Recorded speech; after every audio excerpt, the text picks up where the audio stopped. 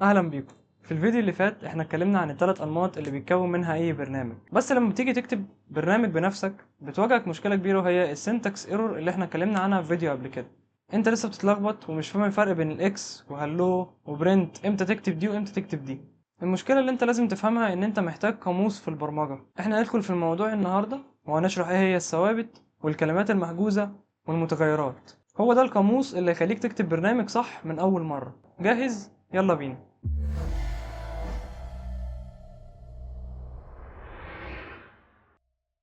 أول حاجة في القاموس عندنا هي الثوابت، ومن اسمها هي حاجة ثابتة ما بتتغيرش.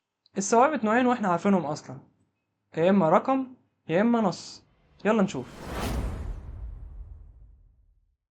123 ده رقم صحيح يعني انتجر، 98 و6 ده رقم عشري يعني فلوت، وكلمة هلو وورلد أو أي حاجة ما بين علامتين تنصيص ده اسمه string يعني نص. والسترنج هي الكلمات اللي بنخلي البرنامج يقولها للناس. تاني حاجة معانا هي الكلمات المحجوزة أو الريزيرفد ووردز، ودي اللي احنا اتكلمنا عنها المرة اللي فاتت في فيديو سابق قبل كده. دي هي الكلمات أو الأوامر اللي بايثون حاجزها جوه نفسه علشان لما تيجي تكتبها أو تأمره بيها هو يكون عارفها فينفذها على طول. والكلمات دي كتير بتكون زي else، أو عندك مثلا class else أو class أو حتى for while if. ما تخافش، هم 30-40 كلمة، أغلبهم غريب أصلا مش هنستخدمهم، بس كان لازم تعرفهم علشان ما تلمسهمش وما تسميهمش بأسامي المتغيرات بتاعتك. تالت وأهم حاجة معانا هي المتغيرات أو الفاريبلز، وعلشان تفهمها صح انسى الكمبيوتر خالص دلوقتي. تخيل دلوقتي إن أنت بتعزل وعايز تحط كل ركن في الشقة عندك مثلا في صندوق، عايز تحط المطبخ في صندوق، عايز تحط الصالة في صندوق. المتغير بقى هو الصندوق. انت معاك قلم ماركر وهتكتب على الصندوق كلمة مطبخ، صالة، حمام. كلمة مطبخ بقى دي اسم المتغير، زي ما انت بتكتب اكس هو اسم المتغير بتاعنا. جوه الصندوق ده بقى انت حطيت اسم الصندوق طبعا مطبخ، انت حطيت جوه الصندوق اطباق. الاطباق دي هي قيمة الصندوق من جوه، وهي اللي انت بتقول عليها اكس بتساوي اي حاجة. الحاجة دي بقى هي القيمة بتاعة الصندوق ده او قيمة المتغيرات نفسها. الكمبيوتر بيعمل كده بالظبط. بص على السطر ده، اكس بتساوي 12 و2، واي بتساوي 4. الجملة دي 12 اكس بتساوي 12 و2 دي معناها ايه؟ يا بايثون هات صندوق واكتب عليه اكس وحط جوه الصندوق قيمة 12 و2. السطر التاني، هات صندوق تاني وسميه واي وحط جوه الواي قيمة 4. طيب ليه سميناها متغيرات؟ لأننا نقدر نغير قيمة اللي جوه الصندوق ده، بس خلي بالك الصندوق المتغير ما بيشيلش غير قيمة واحدة بس في نفس الوقت، قيمة واحدة بس. تخيلها زي كوباية انت حاطط جواها مية وعايز عايز مثلا تحط قهوة، فانت هتشيل المية وبعدها تحط القهوة، هي كده بالظبط.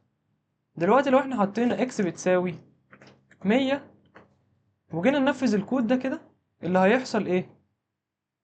ان بايثون لما يجي ينفذ السطر ده هو مش هيعمل صندوق جديد، لان في مكان عندنا اسمه اكس اصلا كان موجود قبل كده، الكوباية دي كانت موجودة، بيطلق القيمة اللي كانت فيها ويحط فيها القيمة الجديدة اللي هي 100، والقيمة دي بتختفي خالص تاني. يعني لو أنا دلوقتي عملت variable سميته x بتساوي 12 و2 دي اتحفظت بقيمة. لو أنا جيت هنا عملت x بتساوي 100 هو مش هيعمل x تاني، هو هيخليها موجودة زي ما هي لأن كانت موجودة ب 12 و2. هو هيمسح ال 12 و2 وهيحط مكانها ال 100. بما اننا محتاجين نسمي الصناديق دي اكيد مش هينفع نسميها اكس وواي دايما، لان احنا عايزين نعمل متغيرات تانية جديدة. في قواعد لازم نخلي بالنا منها ونمشي عليها كويس جدا. اول قاعدة معانا في تسمية المتغيرات ان انت عادي تبدأ باندرسكور، ولازم المتغير يبدأ بحرف. يعني ما ينفعش تكتب واحد كات، ده ما ينفعش، انما ممكن تكتب كات واحد بتساوي اي حاجة. فاهمني؟ ممكن تستخدم حروف وارقام واندرسكور، بس بلاش رموز زي ايه. يعني ما ينفعش اعمل كات علامة تعجب او شباك بتساوي واحد، مفيش الكلام ده. تاني حاجة بايثون حساس للحروف، يعني ما ينفعش تقول كات بتساوي 1 واجي هنا بعدها اعمل كات اول حرف فيها كابيتال بتساوي 1 واجي بعدها اعمل كله بقى كابيتال واقول بيساوي 1. كل دول صح، بس دي حاجة ودي حاجة تاني ودي حاجة تالتة. بايثون ما بيعتبرش ان ده زي ده زي ده، بيشوف ان التلاتة دول تلات متغيرات مختلفة عن بعض. من الاخر ما تتفزلكش، خليك في الحروف الصغيرة زي ديت، وخليك واضح وانت بتكتب الكود علشان البشر اللي ان شاء الله هيجوا يقروا الكود بعديك يكونوا فاهمين انت كتبت ايه. دلوقتي احنا معانا القاموس كامل، هنركبهم مع بعض ونشوف مثلا اكس بتساوي اكس زائد 2. لو قريتها كمعادلة رياضية مخك هيهنج ازاي اكس تساوي اكس زائد 2، اكيد مستحيل. لكن لو جيت هنا كتبت بتساوي اكس بتساوي 2 وبعدها انت طبعت الاكس،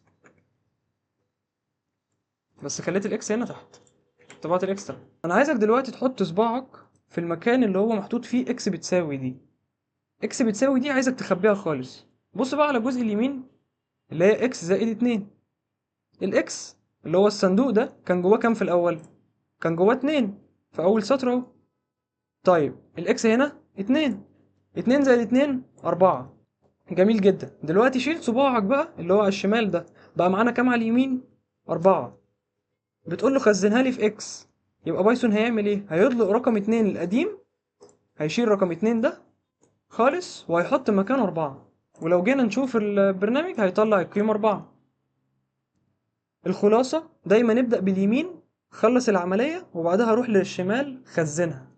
هو ده اللي بايثون بيعمله. لو فاكرين احنا قلنا ان يساوي دي زي سهم شمال بيخزن فيه القيمة اللي هي كانت على اليمين بيوديها شمال. بس شفت ازاي بقى دلوقتي لما انت فهمت القواميس فهمت ازاي بتكتب الكود وفهمت الكود بيتكون من ايه بالظبط. لو حسيت ان التشبيهات اللي انا قلتها لك دي فهمتك يا ريت تعمل لايك وسبسكرايب علشان الفيديو يوصل لناس اكتر. ولو في اي مشكلة واجهتك اكتب لي تحت في الكومنتات. انا عبد الرحمن ضياء واشوفكم في الفيديو الجاي.